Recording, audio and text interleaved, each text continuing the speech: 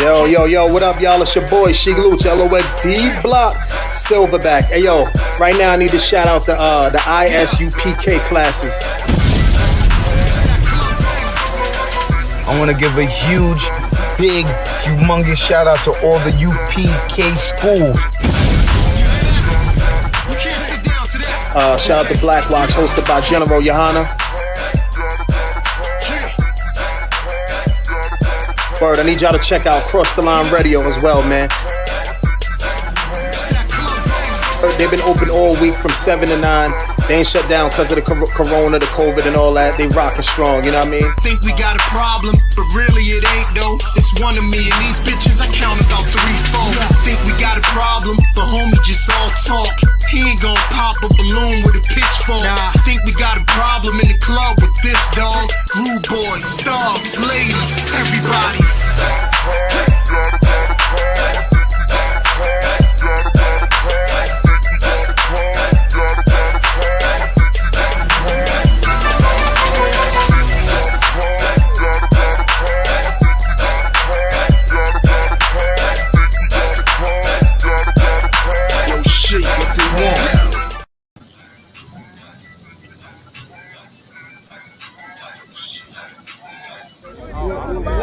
Hey, I'm just following orders. Let me get one of those slow motion pictures, bro. One of the slow motion pictures. You gotta shoot at 60 frames per second. Come on,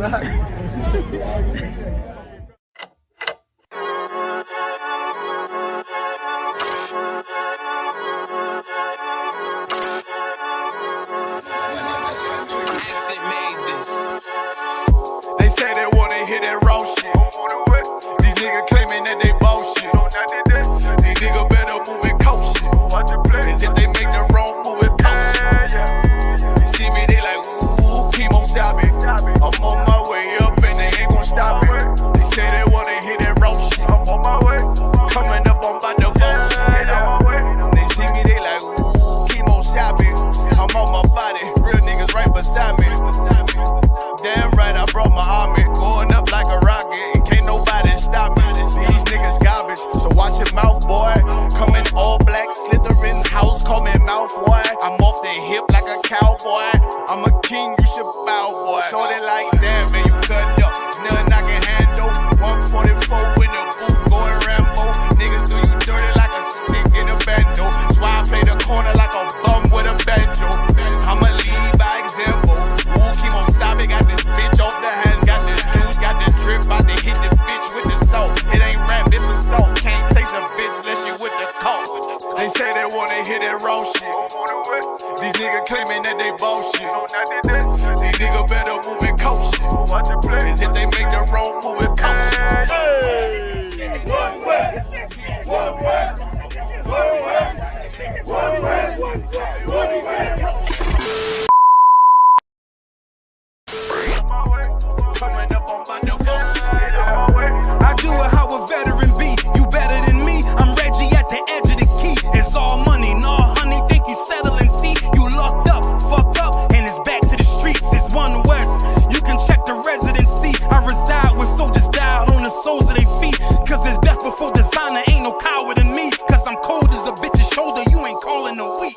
Get the cooking on this beat. Hope you like it well done. Got them killers rolling with me and they all red rum, red rum, red rum. Got you fuckers scared some. Get the banging on this beat till my fucking head numb. Black Glock, red drum, black and yellow air ones. Homie, you ain't got a vest. I suggest you wear one. Told these niggas we was going up. They was doing a lot of talking. Now these niggas ain't saying shit. Feeling like a legend in this shit. Lil nigga, I'm past veteran. Never feeling third. Lil nigga, I'm past second. Guns, I gotta have them all like Ash Ketchum. Shotty break a nigga ribs up like his wife left him. We all stepping. Kill you with kindness cause I'm dead nice. That 5'7" put you 6 feet, not talking height. That judge giving out 5, what you do in life. These hands are rude GPS. A mean right. That's mean right. We build different, you know the vibes. And we something authentic, we notarized. I keep a 144 because I know a kind. Know it's arc, you know I'm with animals when we flowing by. We back again, no cap, when I'm with Cap again. Yeah, they say they want smoke until we matching them. Everything righteous, so you know when we get back at them, you get hit up with a K, but no acronym. They say they wanna hit that raw shit. These niggas claiming that they bullshit. These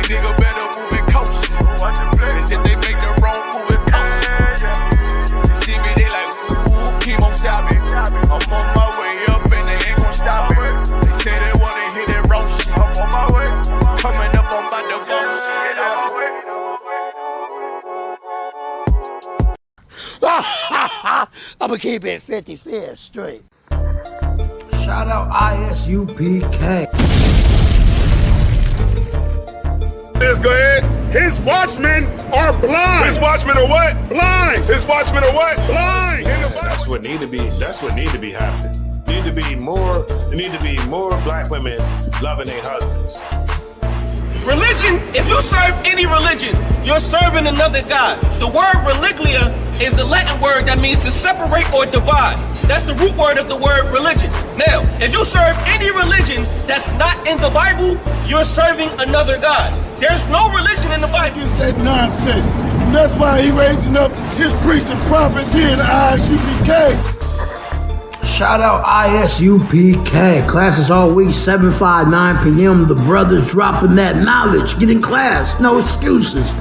Don't see no motherfucking customer.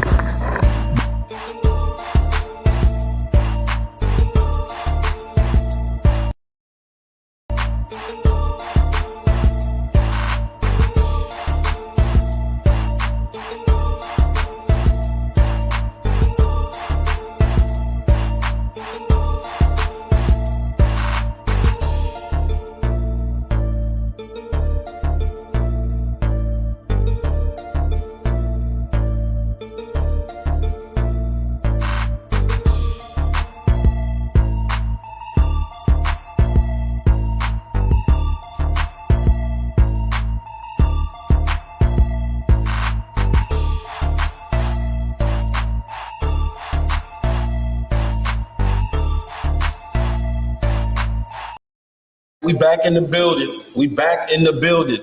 That's the ISUPK. That's the Israelite School of Universal Practical Knowledge out of Harlem, New York since 1969 under Commanding General Yohana. All right. We are here to teach the so-called black, so-called Hispanic, and so-called Native American people that we are the lost sheep of the house of Israel. Salakia. We're the lost sheep of the house of Israel, right? Tonight's class, interesting class, because we at a critical time right now in history in this captivity. A very interesting time. We're seeing a lot of things that's taken place since what, 2019, 2020. A lot of things that's taken place, and we have to be ready, right? We have to be on point, right? We have to be prepared for whatever comes next, all right? The scripture says that we're supposed to be watching. We're supposed to watch for that great day.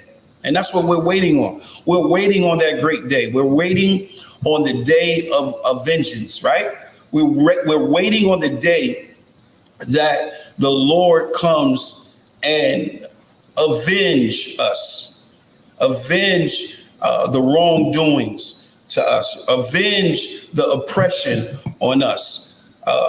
Revenge and open up the prison houses for us and take us out of captivity, right? That's right. A lot of people talk about the gospel, right? They talk about the good, the gospel, the good news.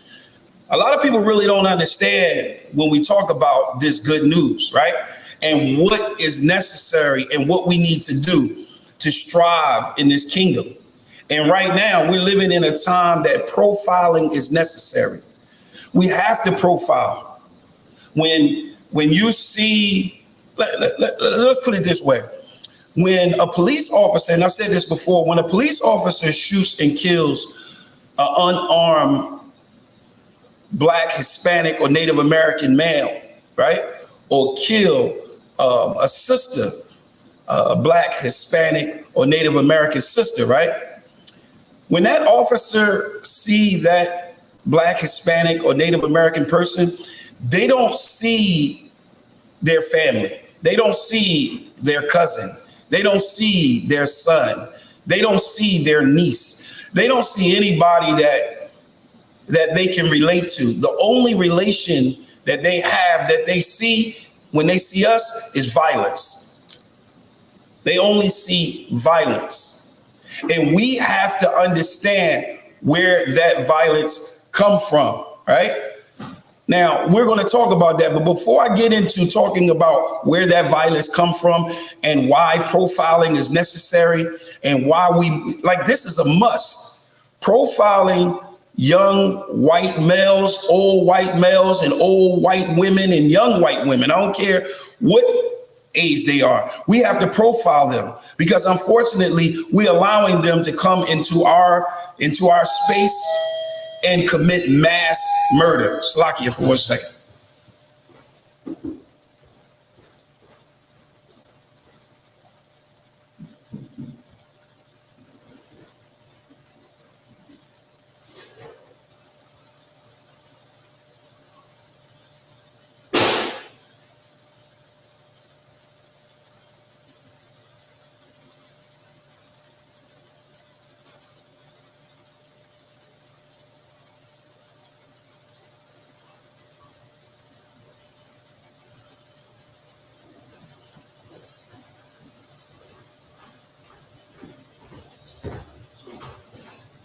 Salakia for that. Had to get the door. All right. So, like I said, there's some things that we got to bring out for that. Yeah. Salakia. Kayash, can you get that? All right. Can you give me the book of Ezekiel, chapter 33? We're going to be reading from verses 2 to 7. All right. Here in the School of Universal Practical Knowledge under Commanding General Yohana, we are assigned by Yahweh Shah, which is our king, which is known to the world as Jesus Christ, that we have to go out and we have to warn the people.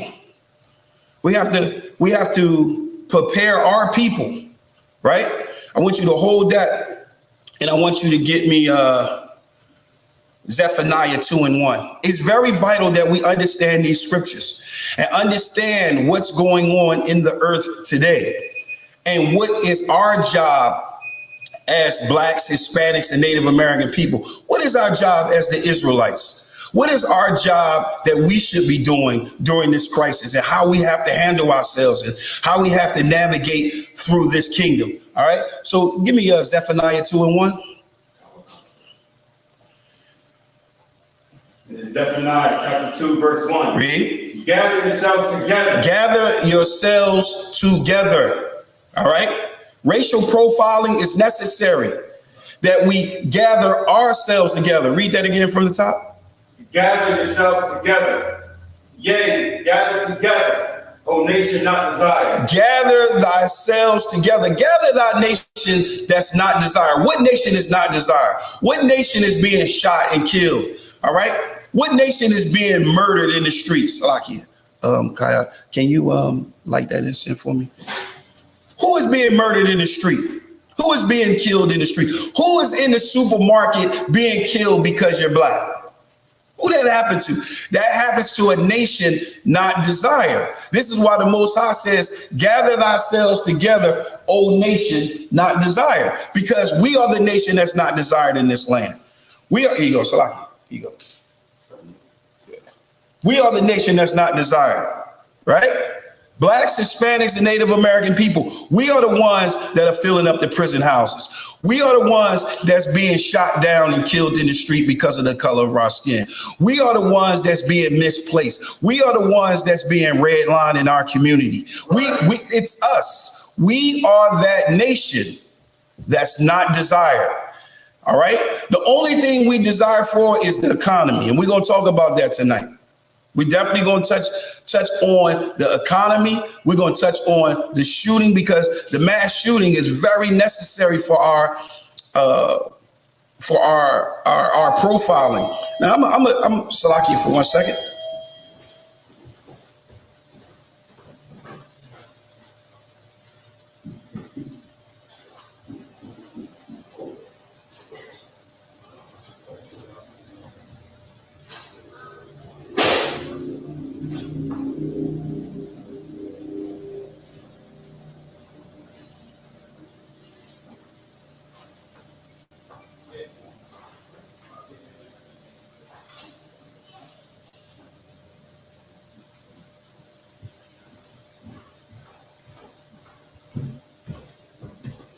Hey, Salakia. All right. Like I said, racial profiling is necessary at this point. Now, When I had first came to the school, I first came to the school in Philadelphia, right? I went to the school, I came to the front door. And when I came through the front door, all of a sudden, I was frisked. I've never been frisked before, going to a religious event, right? Or going to learn about the Most High God, right?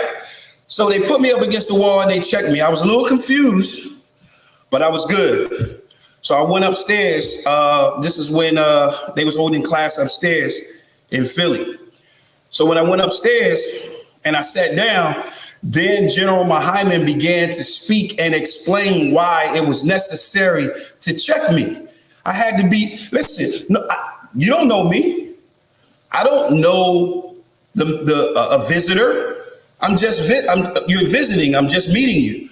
So we have to check you. We have to profile you. We have to use that same type of knowledge when we're in the supermarket.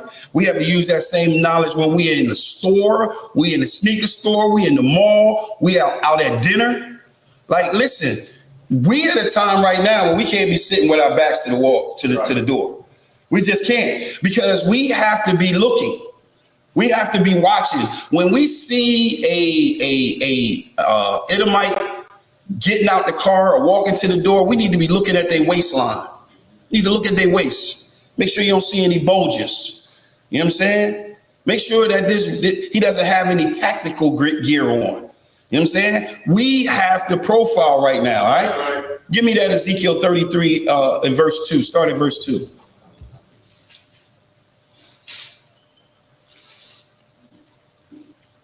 Ezekiel chapter 33, verse 2. Come on. Son of man. Son of man.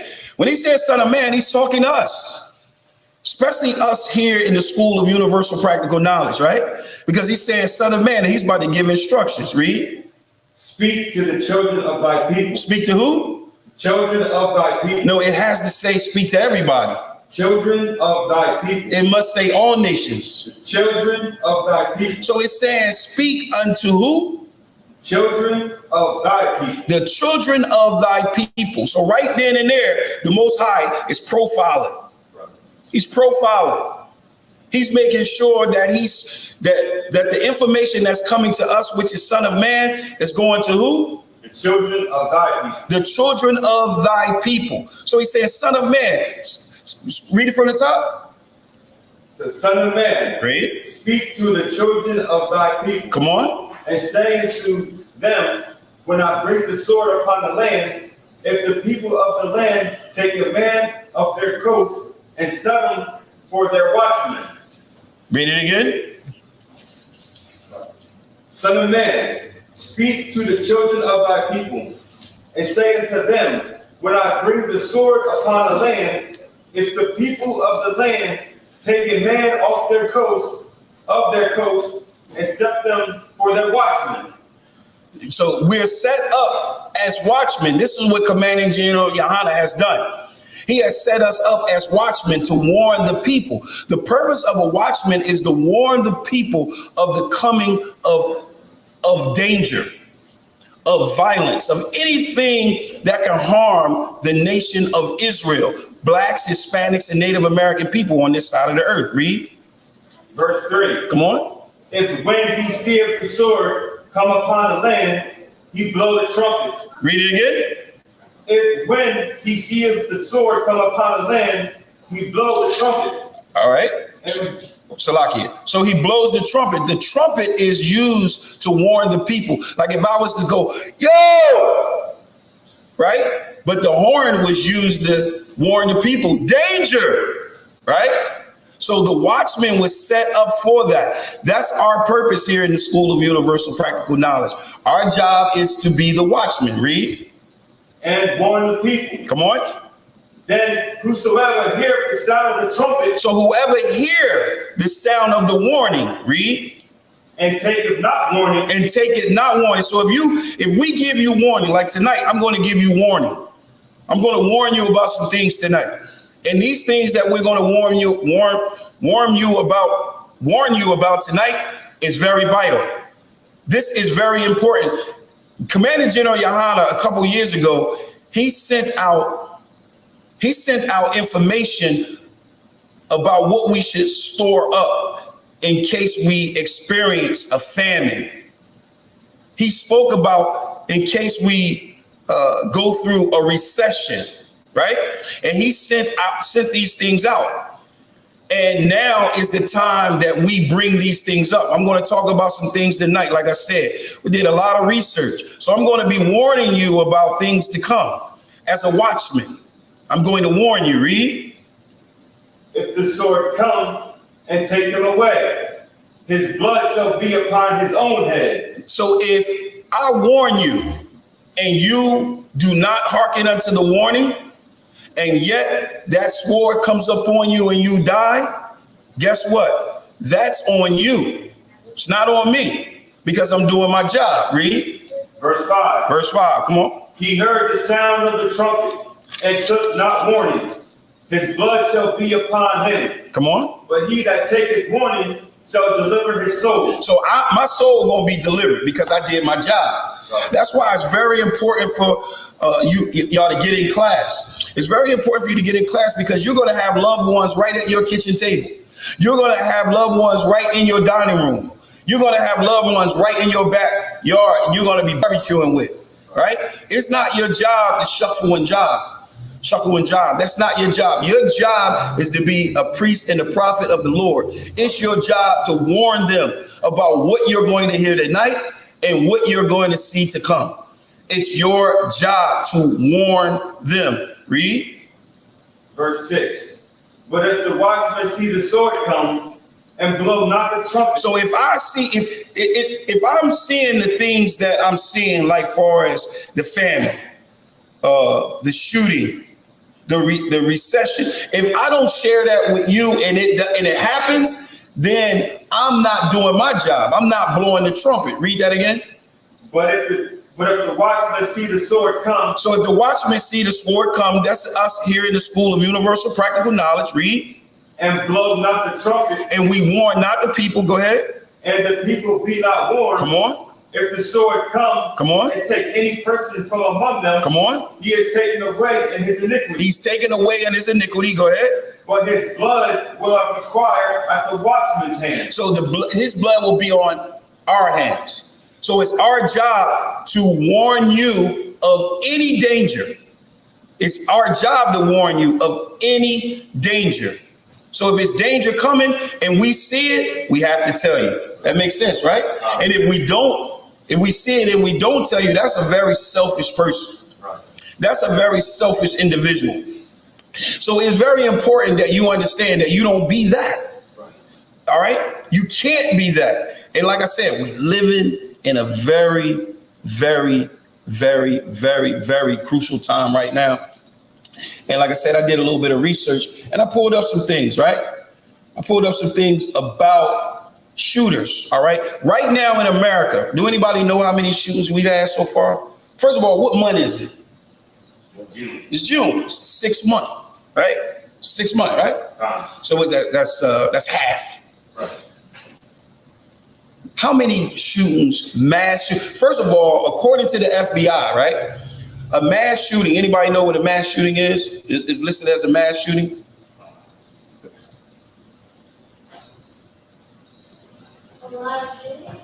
A lot of shooting. Well said, young man. Get a young man a hand. He's right, though. It's a lot of shooting. All right. But it's when 4 or more people get killed. It's really important to understand the stat that I'm getting ready to throw at you. All right. It's when 4 or more people are killed. All right. That is considered a mass shooting. Right. Since 2017, mass shootings has went up 93%. That's a lot. Since last year, it went up 53%. Mass shootings. All right. Now we have mass shootings. We had mass shootings in Sandy Hook. I know y'all remember Sandy Hook, where 27 people got killed. That was in Connecticut. Right. And then we had one in Florida. 17 people got killed at Douglas High School. But the one that we gonna focus on right now, I want to talk about, and I know it's on everybody's heart and everybody understand what went on. And I hope that you guys have been watching, is the shooting that took place at the elementary school just now in Texas. What is it called? Robb Elementary? Something like that, Robb Elementary, ROBB Elementary. How many people, what, 19? I believe it was around 19, 17 children and like 2 adults. And like 2 adults, right? Now, what's interesting about that is, I'm gonna tell you what's interesting about that. Number one, that could have been prevented. If I always wonder, right?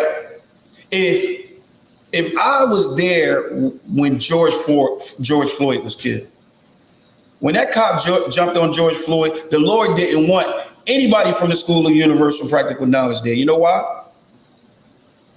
Why? Y'all would stop him from killing that. We would have stopped it. It would have had to be at least 2 dead niggas. It would have had to be, because it's no way I would have stood there and watched it. I wouldn't have just spoke. So the Lord didn't want me there. He didn't want anybody from the school there, because we would have did something. All right. This shooting that took place in Texas, we would have did something. We would have did something. Like, for instance, they had a mother that was there. Y'all hear about the mother that wanted to get her kids and they stopped her? Did you hear about that? Go ahead, give them the microphone. What you hear about that? So I heard that they stopped her from going in, but then the other cops that had their children in there, the cops went in and got their own children out. That is crazy right there. That's crazy right there. The police, the cops went in and got their kids, but they didn't want to let nobody else go get their kids. Now, some people got past it and got their children. The gunman was in there for over an hour. He was in there for over an hour in the classroom. And nobody went in. No police officer, nobody went in that room. That's crazy right there. That's crazy. There's no reason why those kids should have been killed like that. It's no way. Now, did y'all hear about the teacher? There was a teacher, right? Let me see. There was a teacher. And the teacher, what's interesting about this is the teacher saw the gunman coming up and called the cops, called the police. But he still got in the building. You hear about the woman that, the teacher that they said that left the door open? Well, check this out. Okay, there was a teacher that she opened up the door, went to her car to get some food or something, and came back in. They had that door on surveillance, and the police tried to blame her. They tried to say that that's how the gunman got in, because she left the door open. Now, if that was a black, Hispanic, or Native American person, we wouldn't have probably did what she did. You know what she did? She went and hired a lawyer. She hired the lawyer because she felt like she didn't do that. And guess what? It come to find out that she didn't. So the cops was trying to find a scapegoat. They was trying to find the blame to blame somebody else, because they was right outside that room of that shooting for over an hour. Go ahead, what you about to say? I was gonna say, I'm not too familiar with like the laws and stuff.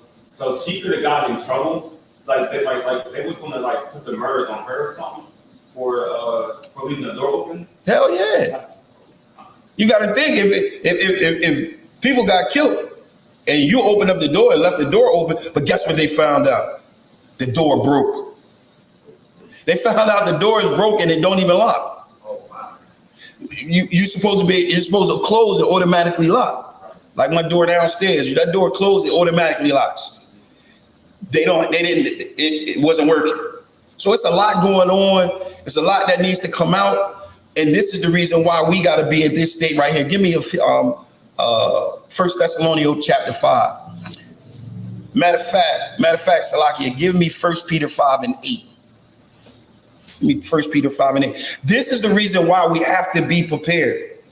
We have to understand that we're the prey. We have to understand that, you ready? Go ahead, give him the mic. We have to understand that we are the prey. Hold on, let me get there with you. Go ahead. The book of 1 Peter, chapter 5, verse 8. Come on. Be sober, Be vigilant, because your adversary, the devil, as a roaring lion, walketh about, seeking whom he may devour. Let's take it from the top. The book of 1 Peter, chapter 5, verse 8. Be sober. Be sober. What does be sober mean? Because when you in the supermarket, you have to be sober. When you at a school, if you're in school, you have to be sober. You have to teach your children to be sober. Anybody know what to be sober means? Quick. To be like where? Well said. Give him a hand. Yeah. Be sober means to be sound-minded. Same thing. You got to be sound-minded. You got to be sharp. You got to be ready. You know what I'm saying? If somebody come in the door and they look suspicious, you got to be on it. Right. This is the mindset you have to have right now in this day and time.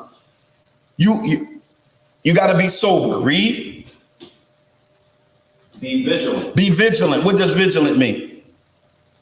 Be careful. Be careful. To watch. So you need to be sound-minded and you need to be watching. It's just like when you on Shamar, when you on your post, when we at camp, your head got to be on a swivel. Unfortunately, that's how you got to live now. People say, well, I ain't got time to do that. Well, you don't got time to live? I got time to look. I got time to watch everybody. Right. That's what we got to be. We got to be sober, sound-minded. We got to be vigilant, watching. Read. Because your adversary, the devil, as a roaring lion. Your adversary, the devil. Your adversary, the devil. What does the word devil mean? Deceiver.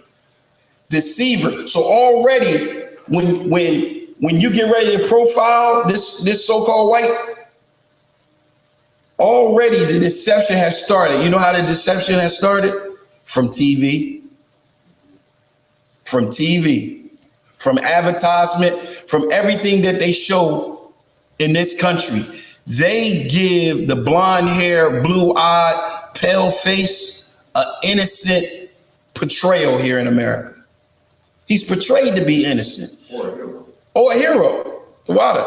Or a hero. He's already portrayed that way. So the devil, the adversary, his deception has already started.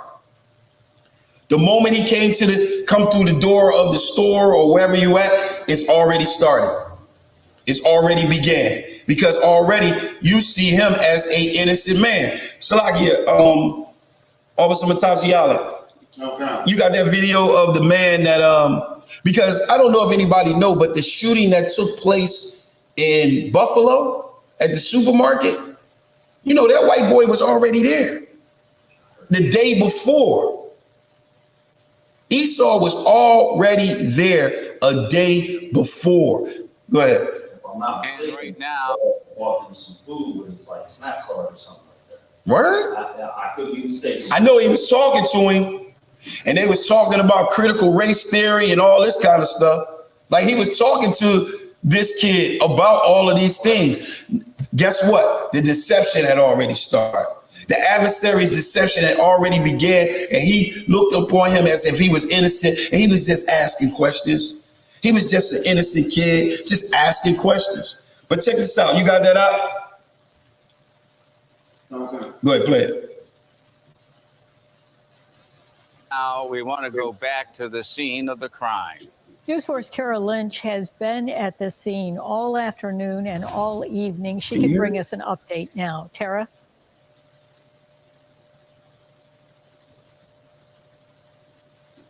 But I've been telling you one story since we first came on the air, and it was about this man here. I don't got no sound on it. You were in that Tops earlier this afternoon. We're going to get to that story. But you told me just a few moments ago that you actually spoke with the suspect yesterday. He was here. Tell me more about that. I seen him, and he looked strange in the neighborhood, but he had a Genius shirt on. So I wanted to see if he was a genius. And we sat and talked about string theory, critical race theory, beginning of civilization. And he seemed like he was a genius, actually. He said he came up just to see the countryside, and he was going to go out camping. He bought a big thing, a jug of water. He had a little nervous twitch to him. I bought him something to drink, and we sat and talked for about an hour and 45 minutes after seeing the pictures and seeing the blue card that I seen got this week from yesterday. So it's a shock right now, and he told me his name was Peyton. And we did see a blue card get taken away from this scene just about a half hour or so ago. And you were saying you were speaking with him on a bench that's located outside of this Tops. Yes. That's the bench that earlier today, when I first got here, you were the first person I spoke to. You were telling me that bench is your office, and you usually like to stop and sit there and talk to people that are passing by. Today, you didn't stop. So walk me through your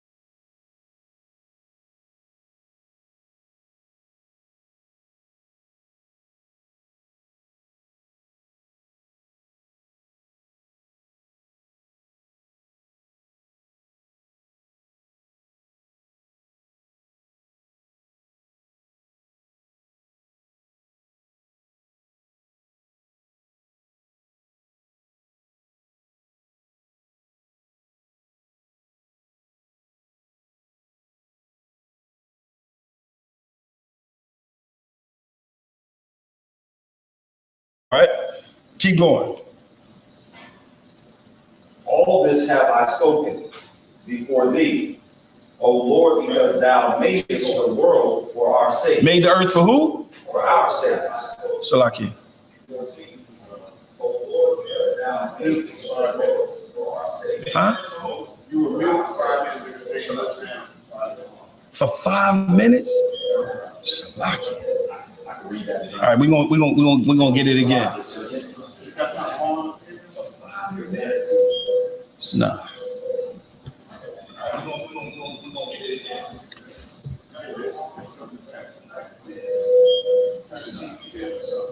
All right.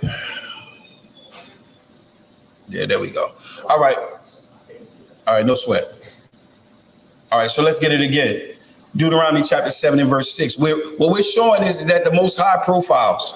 Remember, there's 18 nations on this planet. And out of those 18 nations, the Most High feels this way about one of them. Read. This book of Deuteronomy chapter 7 verse 6. Come on. For thou art a holy people. Come on. Unto the Lord thy God. Thou art a holy people unto the Lord thy God. That means that you are, the word holy means to be set apart. Read.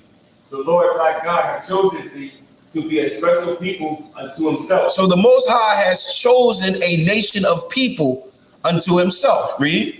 Above all people that are upon the face. No, equal to. Above. Next. Above.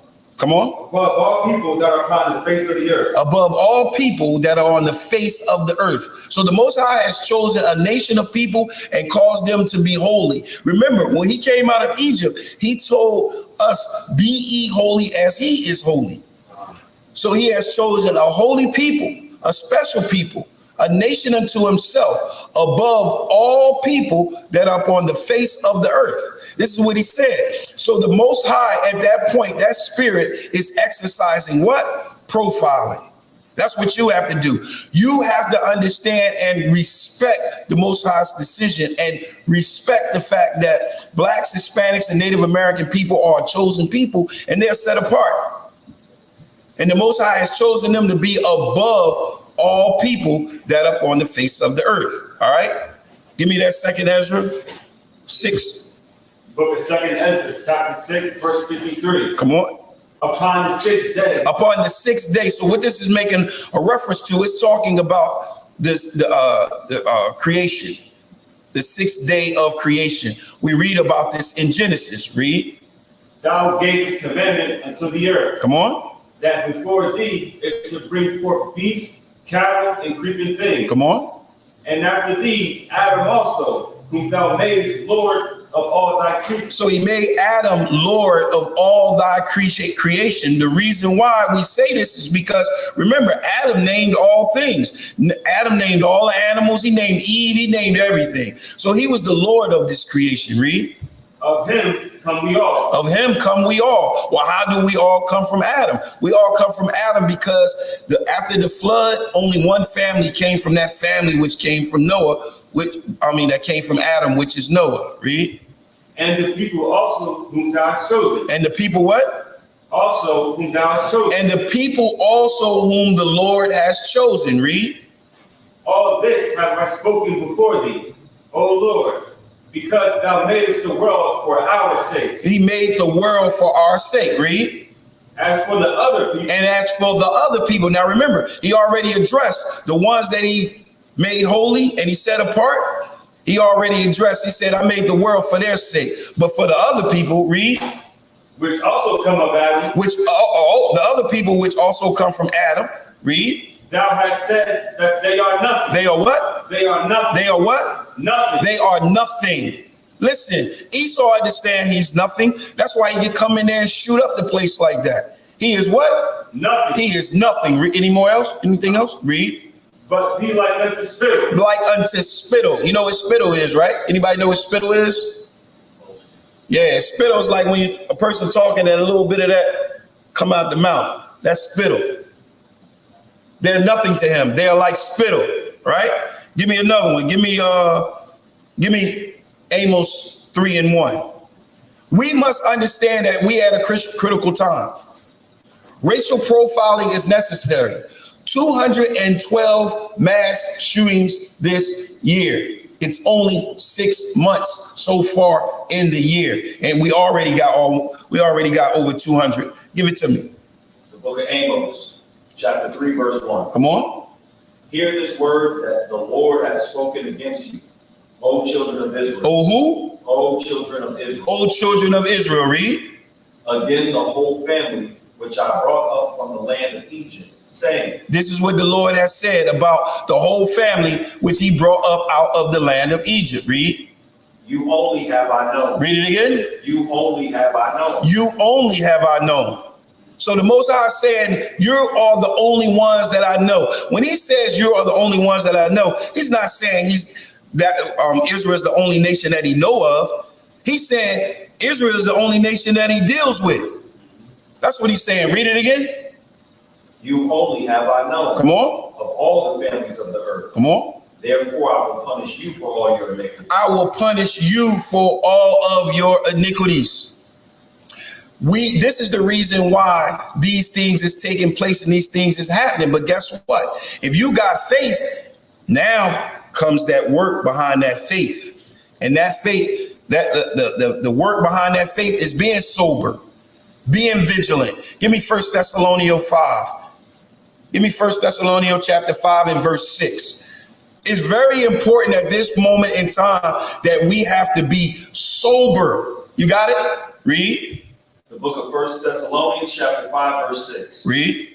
Therefore let us not sleep as do others. Let us what? Let us not sleep as do others. That brother that was on that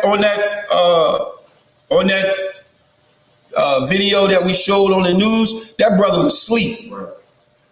That brother was asleep. Let me tell you something. Can't no white boy come and ask me nothing. Right. I ain't taking him on no tour. I ain't going through race theory. Nothing. I ain't doing nothing. I'm watching him. I'm like, look, man, I ain't got nothing to say to you right now, brother. I'm on Shamar. I'm watching you. Read it again. Therefore, let us not sleep as do others. Come on. But let us watch and be sober. Come on. For they that sleep, sleep in the night. And they that be drunken are drunken in the night. Come on. But let us who are of the day be sober, putting on the breastplate of faith and love. Putting on the breastplate of faith. That's that faith I'm talking to you about. That faith without works is what? Yeah. So it's works behind that. So when you go in and you got your breastplate on, it's spiritual. Your head on a swivel. You're looking. You're checking out everything because we are children of the day. We're not children of the night. We see. This is the reason why that spirit of the Most High is with us, to give us that light, to give us that understanding. All right. Drop that and give me any more on that? Yes. Give it to me. And for an helmet, the hope of salvation. The hope of salvation. So the question is, what is salvation? What is salvation? Why is this happening to us? Why is this taking place? Because we are under a curse. We have to understand that as a people. We have to understand that. All right. So us being children of the day and not children of the night, and being sober and being vigilant and watching. All right. Understanding that I'm going to say it again because it's really important that we say this over and over and over. It's 212 mass shootings. That's a lot. That's a lot. It's up, 53% from last year and 93% since 2017. Yo, we got to be on point with this thing right now. We really have to be on point with this thing. Give me Ezekiel 7 and 23. We have to understand that who we dealing with. We're dealing with an adversary that don't care about nothing. He doesn't regard the old. He doesn't regard the young. He doesn't regard anybody. I want you to hold that Ezekiel 7, but I want you to give me Deuteronomy because we need to be reminded that this beast, he's the most cunning beast of the field. Give me Deuteronomy 28, and we're going to start at verse 49. We're going to start at verse 49. We have to understand that racial profiling is a necessary thing now. That's like you teach your children what to do when they get pulled over by the police. Now you have to teach them what to do when they go inside of a store. You have to teach them what to do. You have to teach them what to look out for. You have to teach them what to watch out for. You got that for me? Yes. Give it to me. The book of Deuteronomy, chapter 28, verse 49. Come on. The Lord shall bring a nation against thee from far. So this nation that is against us and on far, this is the nation that we have to profile. All right. This is the nation, right, that we have to profile that is coming far. All right. The Lord shall bring a nation against thee from far, from the end of the earth. Read. From the end of the earth, as swift as the eagle flieth. Come on. A nation whose tongue thou shalt not understand. Now we're not going to, we didn't understand this tongue when it came to us. So everything that we've learned, they've taught us. The very adversary has taught us. This is the reason why we have to be so sharp and so vigilant, sober, because they taught us. So once again, the deceiver, the deception already has been taking place. It already has been taking place. The innocent of this so-called white man has already began. You got something else? Read. That was the last part. Come on, keep going. The book of Deuteronomy, chapter 28, verse 50. This is what I want. Come on. A nation of fierce countenance. Come on. Which shall not regard the person of the old. Shall not what? Shall not regard the person of the old. That's how Esau felt when he shot that woman in the head and blew her brains out.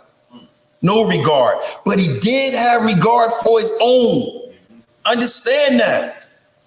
He had regard for his own people. He saw his own people down there. He said, sorry.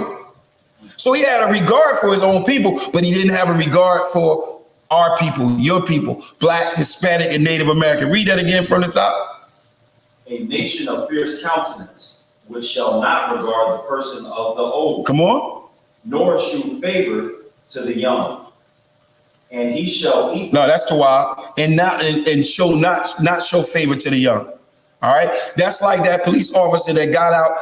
And now think about it now.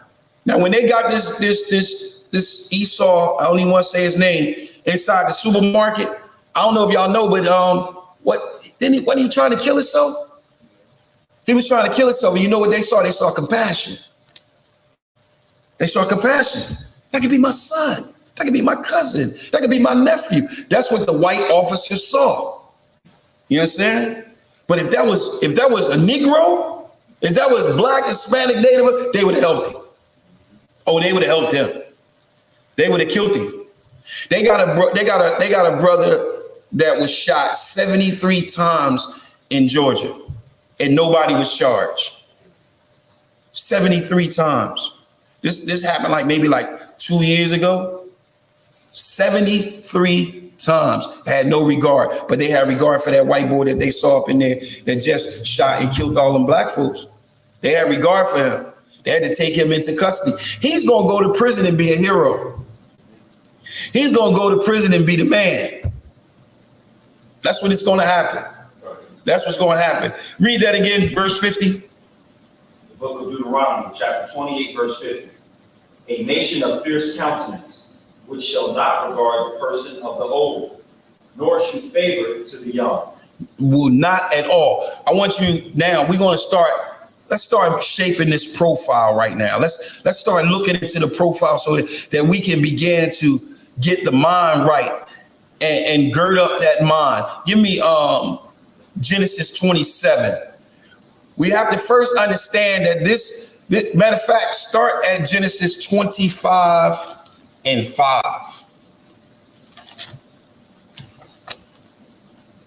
Because we have to understand the nature of the devil. We have to understand the nature of Esau, right? We have to understand his nature. And to understand his nature, what's best to understand his nature but to look at his birth? Go ahead, give it to me. Start at verse 21. Matter of fact, start at verse 20.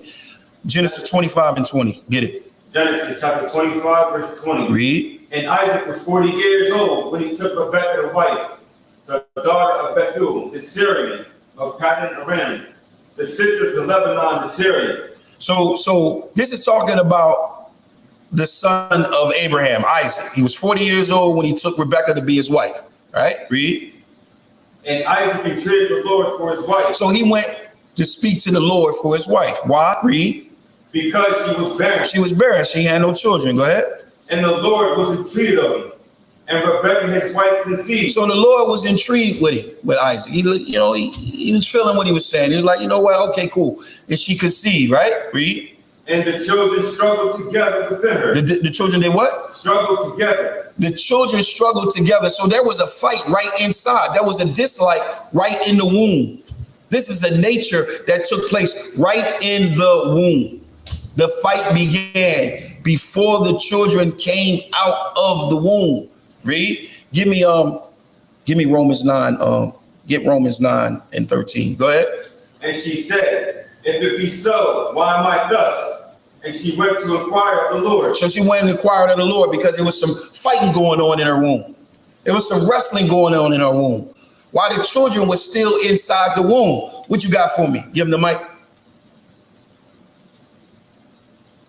The book of Romans, chapter 9, verse 13. Come on. As it is written. Salakia, go to verse 11. So remember, there was wrestling going on in the womb before the children was born. Now listen to this. Read. The book of Romans, chapter 9, verse 11. Read. For the children being not yet born. So the children being not yet born, what we read right here in Genesis 25 and 22, and the children struggled together in her womb. The children wasn't born yet. Read. Neither having done any good or evil. So we didn't do any good or evil. The so-called white man didn't do anything good or evil. Go ahead. That the purpose of God, according to election, might stand. The election might stand is Deuteronomy 7 and 6. He chose us to be a special people, right? Go ahead. Not of works, but of him that called. So it's nothing that they're doing. It's no works, it's no action. It's all based on the Most High's calling. It's all based on what the Most High says. Read. It was said unto her. This was what's said to Rebekah about the wrestling going on in her womb. Go ahead. The elder shall serve the younger. The elder shall serve the younger. Read. As it is written. As it is written. Jacob have I loved. The Most High is saying before the children was born, before they did any good or evil, that the purpose of God according to the election might stand, not by works, but by him that called it. It was said to her, what? Jacob have I loved. So before the children was born, so-called Black, Hispanic, and Native American people, Jacob he loved. The Black, Hispanic, Native American people he loved. But go ahead.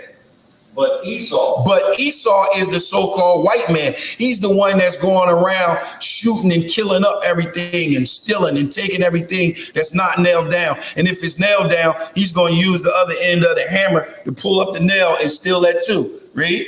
But Esau have I hated. So the children were struggling in the womb. Before they came out the womb, the Most High had chose one and didn't choose the other one because he hated the other one. Why? Because Esau is a cunning beast. Esau is the one that's going to go throughout the earth doing destructive things. So remember, there was wrestling going on in the womb.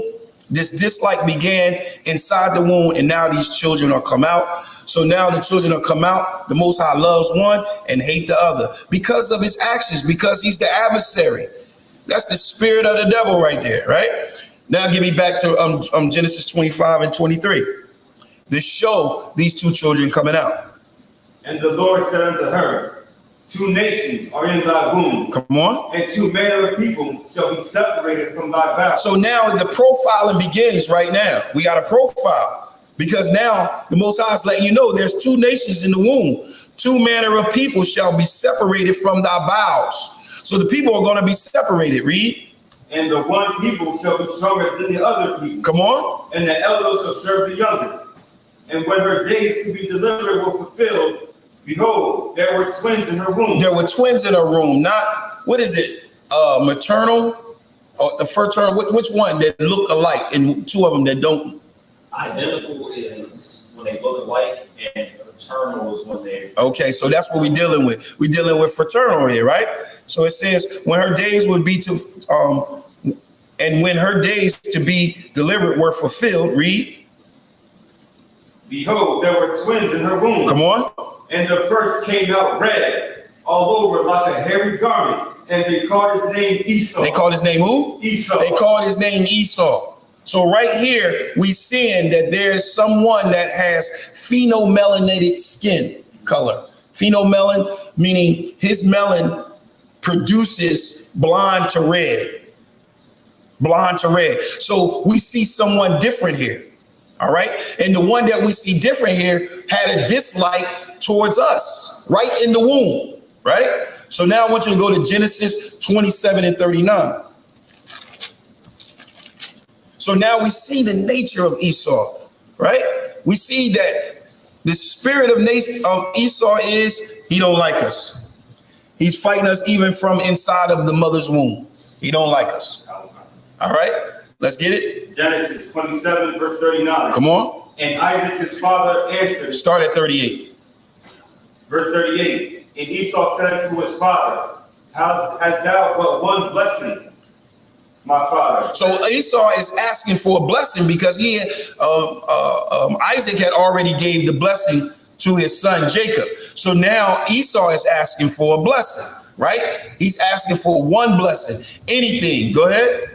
Bless me, even me also, O my father. Come on. And Esau lifted up his voice and wept. Come on. And Isaac, his father, answered and said to him. So this is what Isaac said to him. Go ahead. Behold. Behold. Come on. Thy dwelling shall be the fatness of the earth. Your dwelling shall be the fatness of the earth. This is why they like to live so high up and so glorious.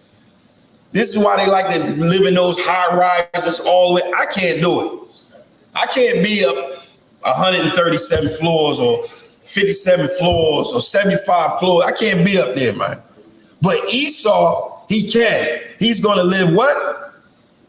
And his dwelling shall be the fatness of the earth. Come on. And the dew of heaven. And the dew of heaven above. Come on. And by thy sword shalt thou live. So all of these things, like, look, when it says thy dwelling place shall be the fatness of the earth, and the dew of the heavens from above, he's going to gain that by how? By the sword. By exactly what they do now. So now we have a villain. We have a profile. We have a profile. What's the profile that we have? One, we know that this Esau, this individual, this so-called white man hated us before we even came out the womb. Now we know that he has the gift of killing. We know he has the gift of the sword. Right. He's a master at murder. That's why when Esau got out of that car for the supermarket killing. I don't know if anybody see the video. Oh, he was sharp with it, wasn't he? He was sharp with it. Headshots. He looked like John Wick. I'm serious. Headshot. Bah. He wasn't missing either. Bah. Headshot. Bah. On the ground. Bah. Yeah. He has a gift of killing. He loved killing. It gives a thrill to him. Give me Zechariah chapter 11 and 5. So now we have a profile. We have an individual that hate us, right? I want one of y'all to get me Deuteronomy 28 and 68. It has to be established who is our enemy. Matter of fact, yeah, it's like here. Deuteronomy 28 and 68. Who got that Deuteronomy 28 and 68? Give me that first.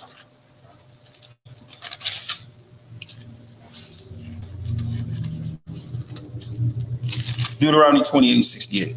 The book of Deuteronomy, chapter 28, verse 68. Come on. And the Lord shall bring thee into Egypt again with ships. So the word Egypt means bondage. So it's saying, and the Lord shall bring thee into bondage again with ships. Read. By the way whereof I spake unto thee. Exactly how he told you. Go ahead. Thou shalt see it no more again. So you're not going to see your land like the way you saw it when you left again. Go ahead. And there ye shall be sold unto your enemies. You shall be sold to who? Your enemies. Now, who was put on slave ships? We were. And who was we sold to? Enemies. Which would be who today? Edomites. Which is Esau, which we're reading about right now. So this is our enemy. Our enemy is Esau. Read. For bondmen and bondwomen, and no man shall buy you. And no man shall buy you. Give me verse 32. So when we get off those ships and then we're sold, this is what's going to happen. Give me verse 32.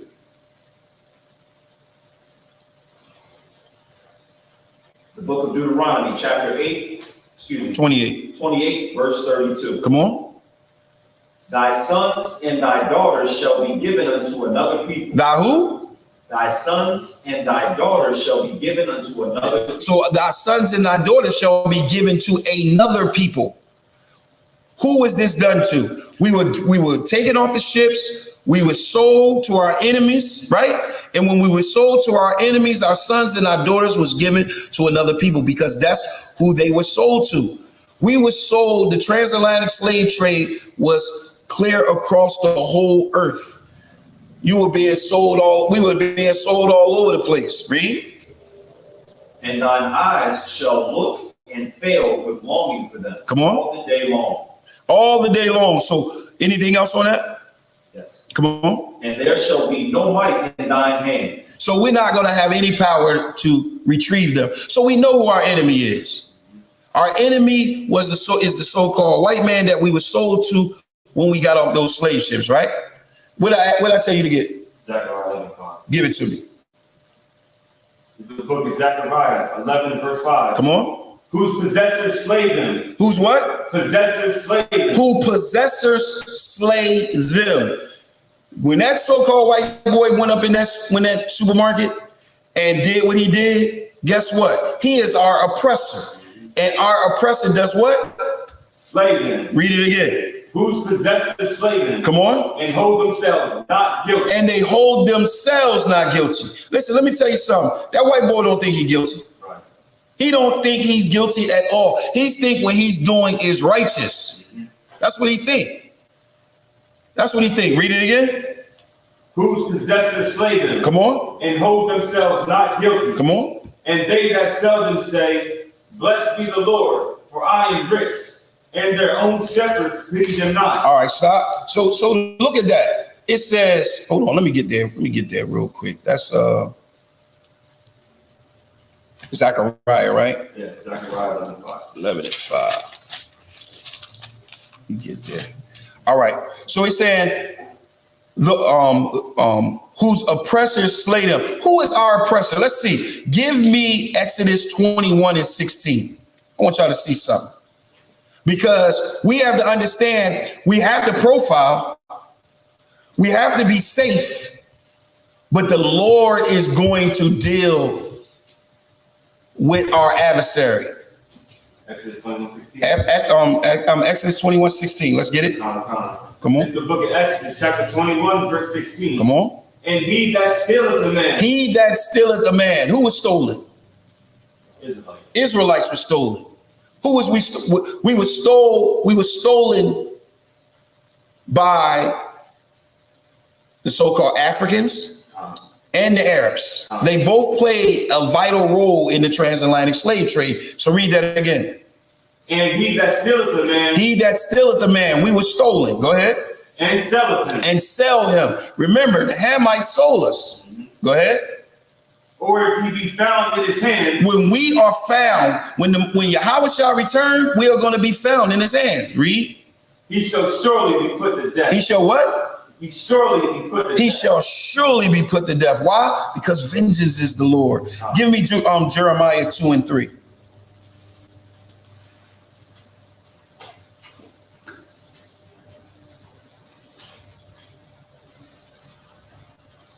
Vengeance is the most high powers. All right. We have to just make sure that we warn the people and teach the people. Read. This is the book of Jeremiah, chapter 2, verse 3. Come on. Israel was holiness unto the Lord. Israel was holy. Remember, the Most High said we are holy. Read. And the first fruits of his increase. Come on. All that devour him. All that devour him. That means that anybody that touch us or come close and do any harm to us, read, shall offend. Evil shall come upon them, saith the Lord. So the Lord will avenge that. He will avenge that. And that's the mindset that we have to make sure that we keep just as well. Now, I want to talk to y'all another thing about, we got a food shortage that's coming. Right. Y'all know about it? Have anybody been checking up on it? You've been checking up on it? This food shortage is serious. This is going to be a famine. All right. We have experienced several famines in our time. What was the first famine? If I could, it was the one, it was like in the 1920s. Nope, I'm talking about dealing with Israel. The first famine in the Bible. Go ahead. In Egypt. Nope, that wasn't the first famine. Anybody want to take a shot? What do you think? The first famine? Genesis 12 and 10.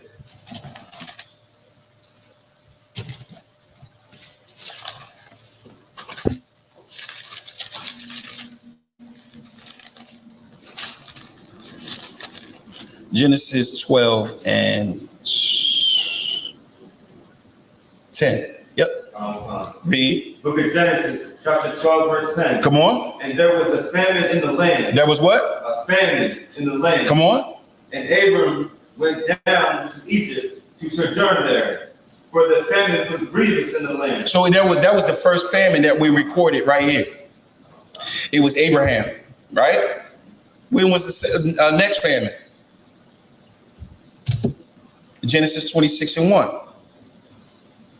Now remember, when Abraham went down to Egypt and he went through this famine, he came out with great substance. Y'all familiar with that? He came out with great substance. All right, go ahead. Genesis 26, verse 1. Come on. And there was a famine in the land, beside the first famine that was in the days of Abraham. So that was the second famine. That was the second famine. Well, why am I bringing this out? To show you that we have experienced certain famines. Now comes the famine that you're speaking about in Egypt with Joseph. And guess what? We receive information from the Most High. Joseph received information from the Most High. Why? Because he was sound-minded. He was vigilant. He was on point. He was girded up, right? He was spiritually protected. All right? Abraham, same thing. Isaac, same thing. That's why we need to be, same thing. Now, let me explain to y'all something about, anybody know anything about the food shortage that's going on? So I know there's a food shortage like baby. There was baby formula. What else? Anybody else? Because these are the things that we have to be looking out for. All right. We have to be looking out for these things because look, right now, Russia and Ukraine is at war. All right. Now, from this war is going to play a role in the famine that we're going to experience. All right. But we will experience it. And this is what it is. All right. And I'm going to read y'all some things. All right. Right now, food prices are at the highest it's ever been. Food right now is the highest it's ever been. Ever. All right. Right now, between Ukraine and Russia is 20% of the corn of the world. All right. Between Ukraine and Russia, 25% of wheat. Now, notice what I'm saying. I'm saying Russia and Ukraine. There's very two that's at war, right? 90% of the sunflower oil comes from Russia and Ukraine. Now, why am I bringing that up? Because right now in Russia and Ukraine, they're saying that the wheat that comes from Ukraine, all right, the wheat can't get out. The trucks can't get the wheat out. They can't do any importing or transporting of wheat, oil, corn, nothing. It's all on lock. So what would that cause? That's going to cause a shortage throughout the planet. I give you something else. Russia and Ukraine, this is heavy right here. They are responsible for 12% of the world's calories. Yeah. I'm like, God dang. All right. Between Ukraine and Russia, right? You got a shortage on corn. You got a shortage on soybean, wheat, all these things you having a shortage with right now. All right. And this import export in Ukraine is $27 billion. That's how much they make off of import export, which they're not getting right now. And between Russia is 37.3 import export, right? So that means the world itself is not getting 64% of that import export of wheat, corn, soybean, and flour oil, those things that's necessary for food. This is going to cause a shortage. And when it causes a shortage, guess what it's going to cause? A famine. All right. Another thing that's heavy about it right now. The United Nations food chief. All right. The food chief, he's made a statement. He's came out with a statement, and this is the statement that he made. He said the war in Ukraine has caused catastrophic. Am I saying that word right? I can't say word. Say it again. Catastrophic on a catastrophic event. I know I may not be saying it right because of the high food prices. So the food prices are already high. And now they can't get the import export out. It's clashing. The war in Ukraine now is really, really taking an effect. And this is what we need to be sober about. This is another thing that we need to be vigilant about. We need to be watching. Listen, this is what I suggest. I suggest that you start storing up food, getting food just in case. You know what I'm saying? This take place. Getting water. Like every time I go in the house, I take 3 cases of water. Yeah, it's $11. Yeah. It's real crazy right now. Look, it says the head of the UN agency says the war in Ukraine will lead to the worst food shortage crisis since World War II. So it's our job as watchmen to bring this out. You've been warned. You've been warned. And because you've been warned, now you know. Now you're held accountable. I'm not held accountable. The School of Universal Practical Knowledge, we're not held accountable because we're telling you. We're telling you right now. Now, how could we fix all of this? How could we put in measurements of protection? How would we do that? I'm going to show you. Give me Ephesians chapter 4.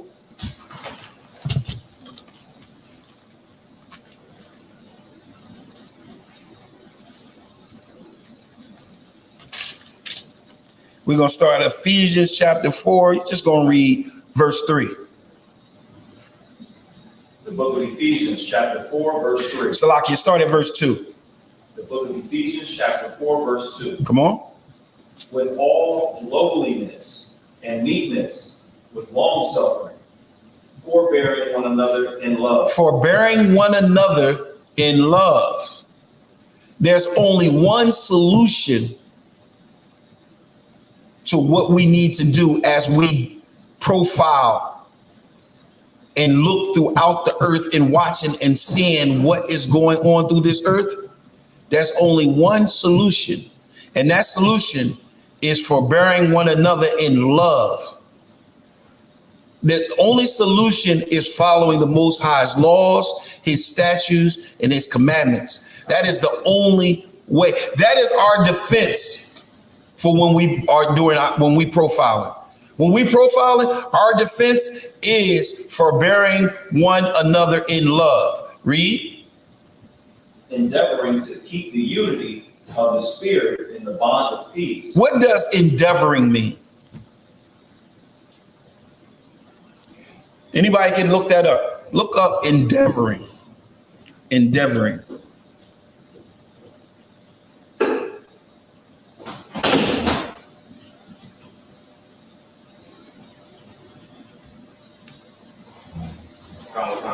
Come on. Endeavor. Try hard to do or achieve something. Read it again. Try hard to do or achieve something. So endeavoring means to what? To try hard to try hard to do. So now I want you to read that again and put that definition in it. With lowliness and meekness, with long suffering, forbearing one another in love. Come on.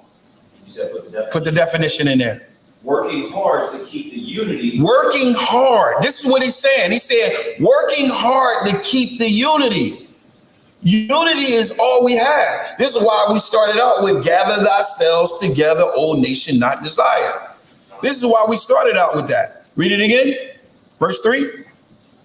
Working hard to keep the unity of the spirit in the bond of peace. Come on. There is one body. There's what? There is one body. There's only one body. Come on. And one spirit. Come on.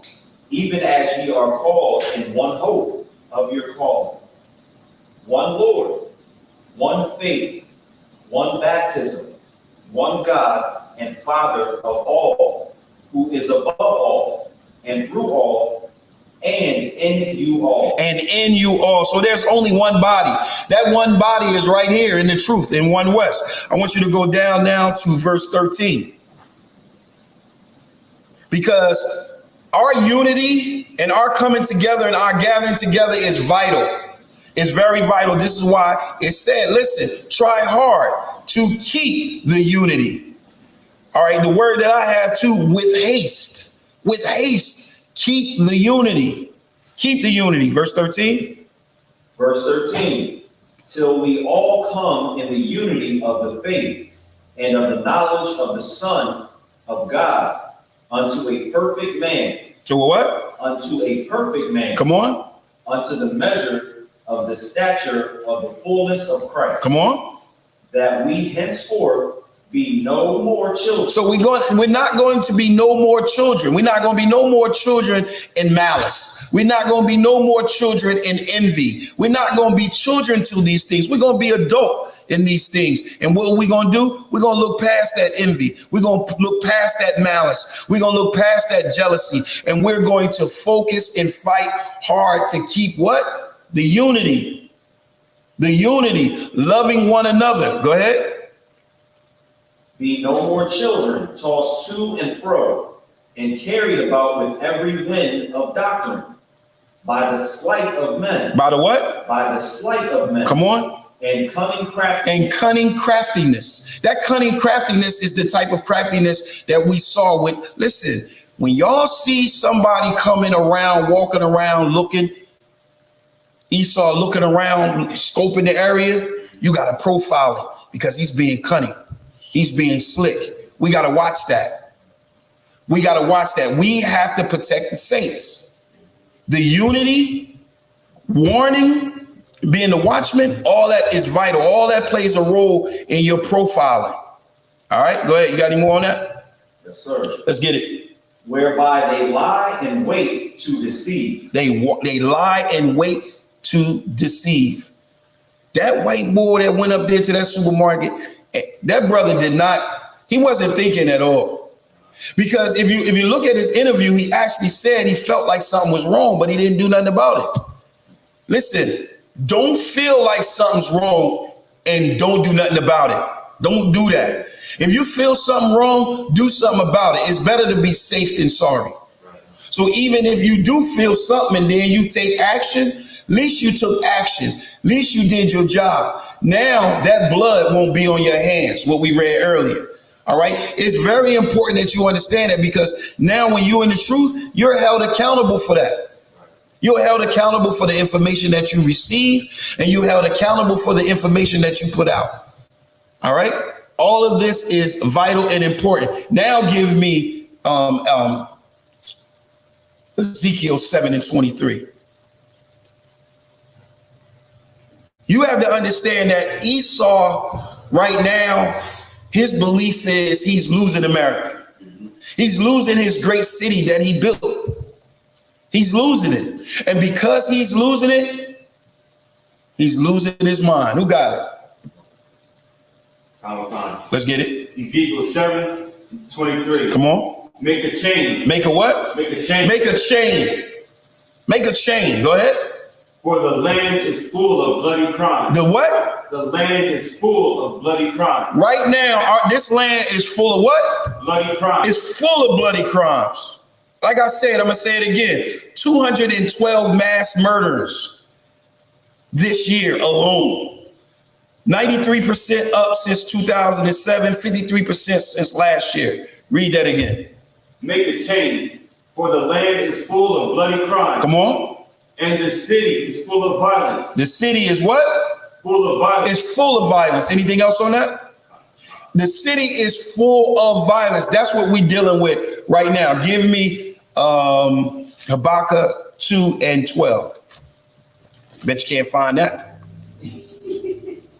Habakkuk. Am I saying that right out? I believe. I thought I said Habakkuk. Come on, give it to me. 2:12. This is what Esau does. Listen, don't get it twisted. You reap what you sow. Right. You reap what you sow. This violent and this crimes in this city, this was caused because Esau did this. Read. The book of Habakkuk, chapter 2, verse 12. Woe to him that buildeth a town with blood. This is what Esau did. The foundation of America is built on what? Blood. Built on blood. It's built on blood. It's built on the slavery of blacks, Hispanics, and Native American people. Go ahead.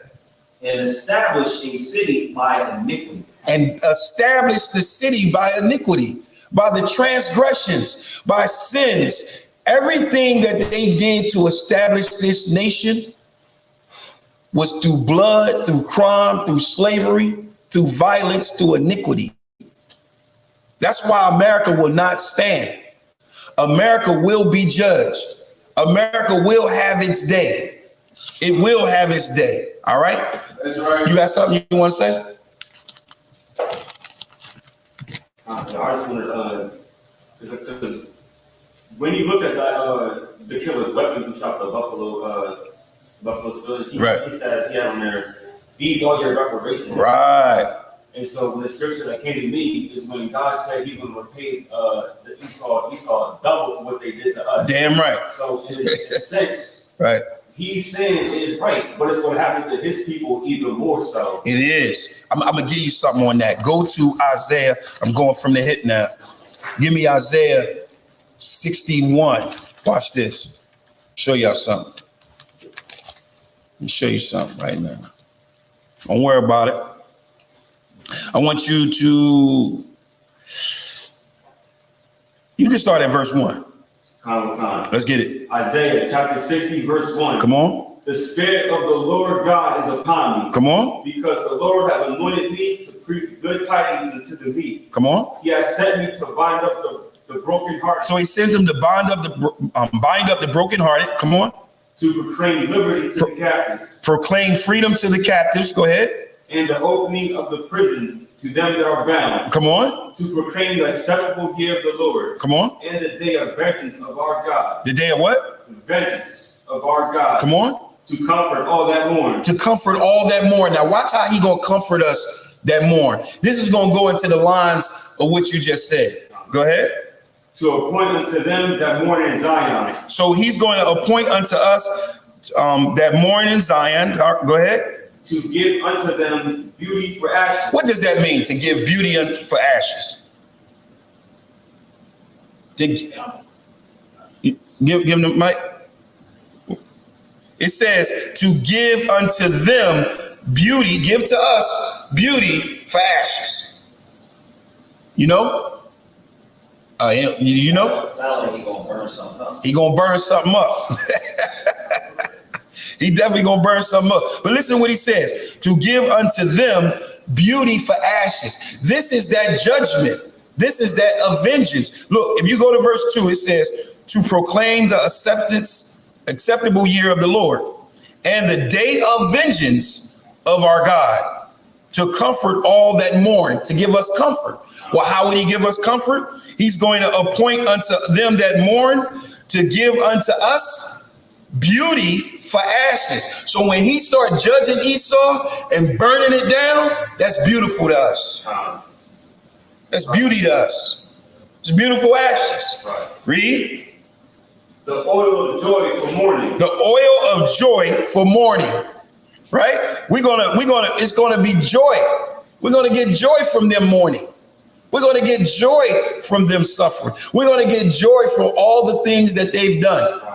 This is that vengeance. Go ahead.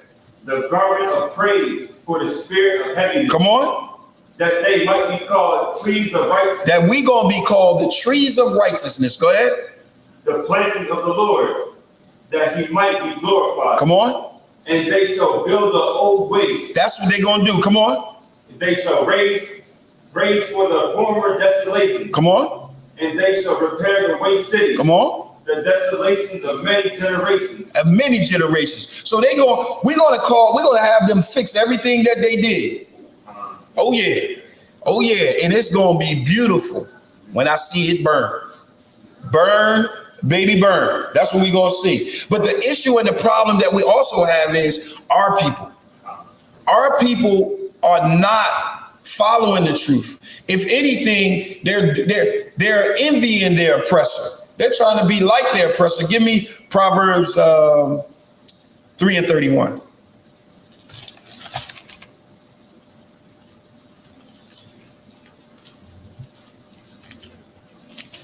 This is what, because look, remember the DC shooter was a brother. And then the brother that went down there in New York and set off a bomb or something on the train, he was a brother. He was a brother. Read that. This is the book of Proverbs, chapter 3, verse 31. Come on. Envy thou not the oppressor. Read it again. Envy thou not the oppressor. Envy not thy oppressor. Don't try to be like your oppressor in nothing. That's what they love to do. Right. But unfortunately, we see these mass shootings, and some reason, somehow, because of the mental illness that we suffer and the Stockholm syndrome that we suffer, we fall for it. And next thing you know, we envy in our oppressor. Read it again.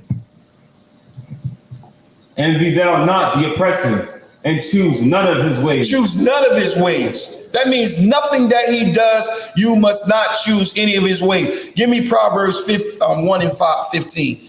Get at the young man there.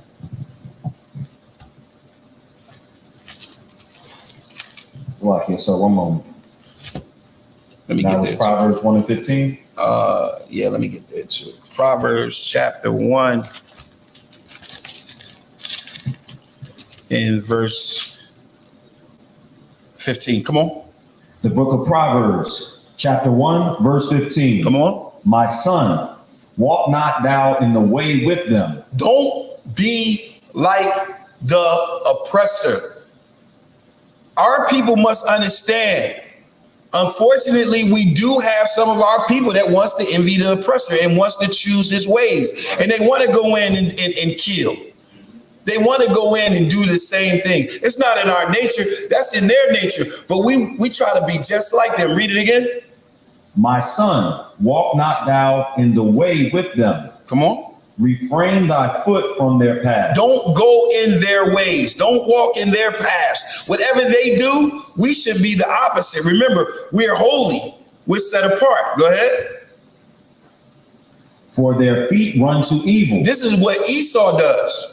This is what the wicked does. The wicked does exactly that. Read it again. For their feet run to evil. Come on. And make haste to shed blood. Oh, they love to shed blood.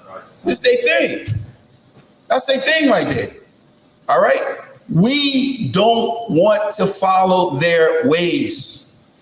We must rely on the laws, the statutes, and the commandments of the Most High. All right. Go ahead. Surely in vain the net is spread in the sight of any bird. Come on. And they lay wait for their own blood. Come on. They lurk privily for their own lives. This is what happens. This is what happens. Give me Ecclesiasticus chapter 12. Let me see. This is a hip shot. What I want, chapter 12 and verse 10. We, unfortunately, like I said, a lot of our people have Stockholm syndrome. So we want to be like our oppressor, not really understanding that we don't supposed to be like our oppressor. Our oppressor, he loves to kill. All right. He's haste to shed blood. All right. And when that so-called white boy came up there, he should have profiled him. He should have called everybody. He should have called everybody he knew, including the FBI, the police, all his friends, his cousin, his aunt, everybody. Look, it's a boy up here, man, and I think he's profiling and he's trying to shoot up something. Listen, we have to realize that every time we come across them, they up to no good. They up to something evil. All right? Ecclesiasticus chapter 12 and verse 10. Read.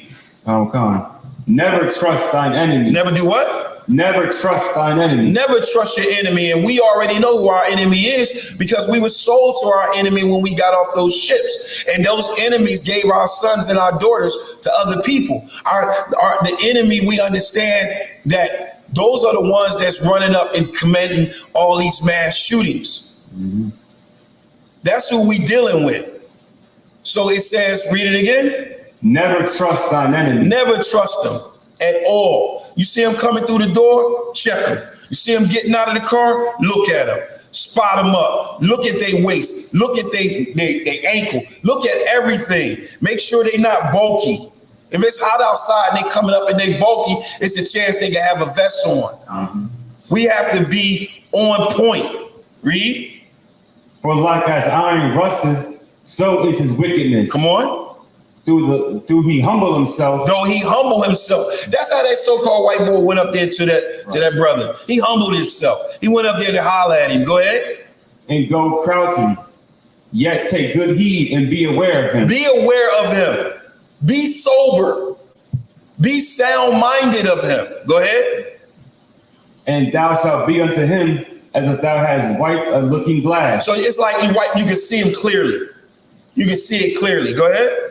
And thou shalt know that his rust have not been altogether wiped away. Come on. Set him not by thee, lest when he have overthrown thee, he stand up in thy place. Come on. Neither let him sit at thy right hand, lest he seek to take thy seat.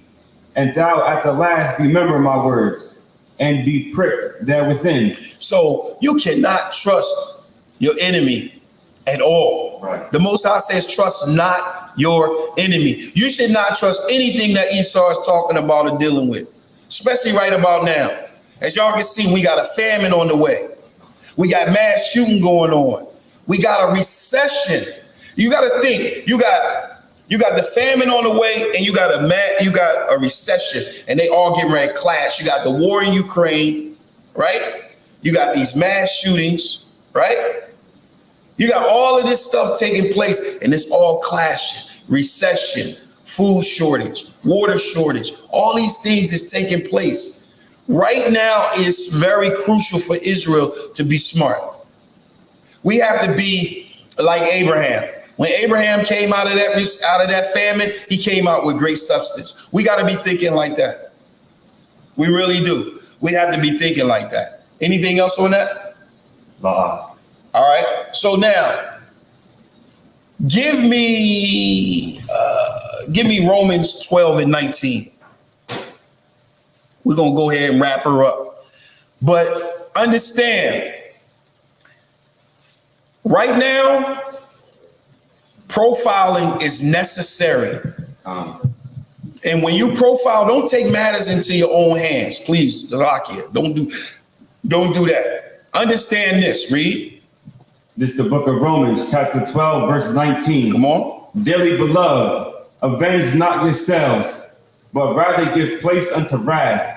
For it is written, vengeance is mine. Vengeance is who? Is mine. Vengeance is who? Is mine. Vengeance is the Lord. That's what vengeance is. Vengeance is the Most High. It belongs to him.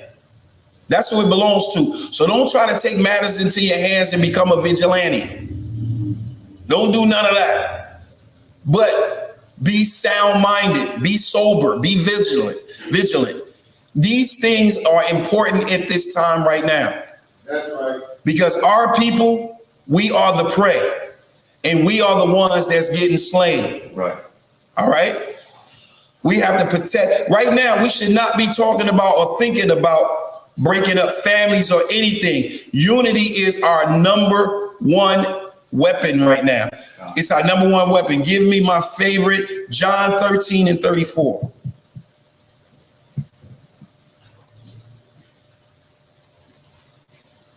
You give me John 13:34, and young man Aaron, give me Revelation 13:9. Read. John chapter 13:34. Come on. A new commandment I give unto you. A what? A new commandment. This is Yahweh Shah speaking, and he says, I give you what? A new commandment. Come on. I give unto you, that ye love one another as I have loved you. This is the mindset that we have to have right here. The mindset that we have to have right now is exactly what he just read, is that we have to love one another. We have to, listen, when all hell hits the fan, we're going to have to rely on one another. We are. Because guess what? We can't trust our enemy. The scripture says, trust not thy enemy. Right. You can't trust him, because if you trust him, guess what? He can't wait to betray you. All right? So right now, we have to be on point. All right? Give me that Revelation piece. Give him the mic. This is where we need to be right now. Revelation 13:9. The book of Revelations, chapter 13, verse 9. Come on. If any man have an ear, let him hear. So if any man have an ear, let him hear. Come on. He that leadeth into captivity. He that what? He that leadeth into captivity. Who led us into captivity? The so-called enemy, our enemy, so-called white man, right? He led us into captivity. Read. He that leadeth into captivity shall go into captivity. He must go into captivity. Esau must go into captivity. Why must he go into captivity? Because the scripture says so. Read. He that killeth with the sword must be killed with the sword. Come on. Here is the patience and the faith of the saints. That's the faith and the patience of the saints right there. Give me Isaiah 14:1. This is my last one. Understand, vengeance is the Lord's. It's his. And guess what? He's going to repay Esau for everything that he's done and everything that he's doing. Right. Give it to me. The book of Isaiah, chapter 14, verse 1. Read. For the Lord will have mercy on Jacob. The Lord will have mercy on Jacob. Come on. And will yet choose Israel. Come on. And set them in their own land. Set them in their land. Come on. And the stranger shall be joined with them. Come on. And they shall cleave to the house of Jacob. So the strangers is going to cleave to the house of Jacob when we receive the promise of our forefathers and we're put into our promised land. Go ahead. And the people shall take them. And bring them to their place. Come on. And the house of Israel shall possess them in the land of the Lord for servants and handmaids. Read it again. And Israel shall possess them. And the house of Israel shall do what? And the house of Israel shall possess them. We're going to possess them. We're going to possess them. All nations will be under us. So we're going to possess them. Go ahead. In the land of the Lord for servants and handmaids. Come on. And they shall take them captives, whose captives they were. Come on. And they shall rule over their oppressor. So we're going to rule over our oppressor. All right. Now this adversary, the devil that we read about in 1 Peter 5:8, this is who we got to deal with. Now people think the devil is some invisible being.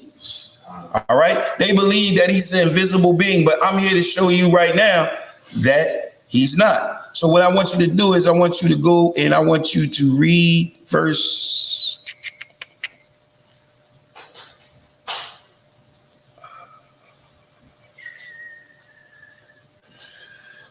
Let's start at verse 12. You can just get right to it. Let's get it. Verse 12.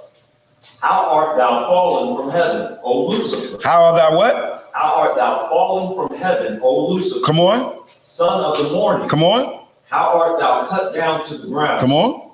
Which didst weaken the nation. So Lucifer weakened the nation. He is cut down from the ground. He is taken from his high position. When it says fall down from heaven, he's being taken down from a high position. All right, this Lucifer.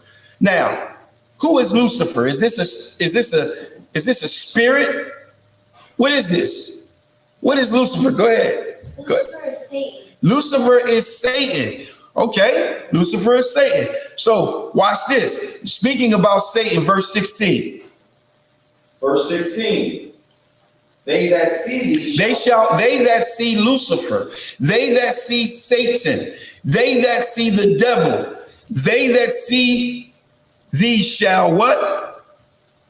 They that see thee shall narrowly look upon thee. Come on. And consider thee. Come on. Saying what? Is this the man? Is this the spirit? Is this the man? No, is this the ghost? Is this the man? Is this the what? Is this the man? So it's calling Lucifer a man. It said, is this the man? Go ahead. That made the earth to tremble, that did shake kingdom. This is what he's going to do. This is what Esau is going to do with that World War III. With those bombs, he's going to cause the nation to shake. He's going to cause the kingdoms to shake, right? And then guess what? Verse 21, read. Verse 21, prepare slaughter for his children. Prepare who? Prepare slaughter for his children. Paybacks, vengeance is the Lord's. Vengeance is the most high power. So prepare slaughter for his children, read. For the iniquity of their fathers. For the iniquities of their fathers. So when people say to us, well, little Johnny didn't sell your children, your sons and your daughters. His grandfather did. Well, guess what? Read that again. Prepare slaughter for his children. Come on. For the iniquity of their fathers. For the iniquities of who? Of their fathers. Of their fathers. Not for the iniquities of them, but the iniquities of their fathers. Read. They that fathers that they do not rise, nor possess the land, nor fill the face of the world with cities. The Most High is going to wipe them out. So vengeance is his. Right. So we have a disclaimer. The disclaimer is the Lord is going to deal with it. Right. The Lord is going to handle it. All right. Only thing we need to do at this point is we need to make sure that we on point. Understand, I'm going to say it again. We got a famine that's coming. All right. They've already reporting about it. It's coming. All right. They said even if the war ends tomorrow, the famine still will take place because it has already affected the market. All right. We got interest rates. Interest rates is going up. All right. We got food prices going up. So we got a shortage. We got food prices. We got a recession. And then we got mass shooting going on everywhere. Good night. Exactly. It is here. And right now, the only thing and the best thing we can do is be unified. Right. We have to have a safe haven. If something go wrong, what are you going to do? If all shit hit the fan, where you going? Well, here in the School of Universal Practical Knowledge, we know where we going. Right. All right. We have a safe haven. We know how to gather and unify and prepare. Because we are going to prepare slaughter for his children, for the iniquity of his father, and the Most High, Yahushua, will come, and the Most High will send them. So I'm about to pass the class over to priest and officer Mataziala.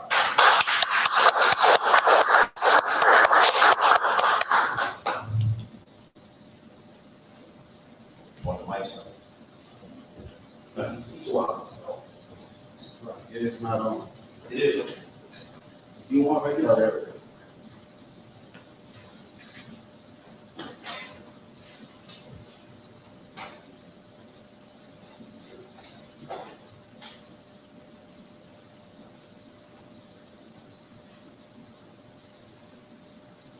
ISUPK security announcements. Hey, matter of fact, if y'all didn't watch it, this was a heavy class. If you didn't watch this class from the beginning, I urge everyone on the sound of my voice that's online, go back and watch this class in its entirety and get edified. All right. So ISUPK security announcements. With that, just a little bit more. Rules for new brothers and sisters. When a new brother or sister comes to the school, they're off limits for 6 months. They are to be student only. They are here to learn and share themselves with the world. They need a interpretation. The teacher will arrange it.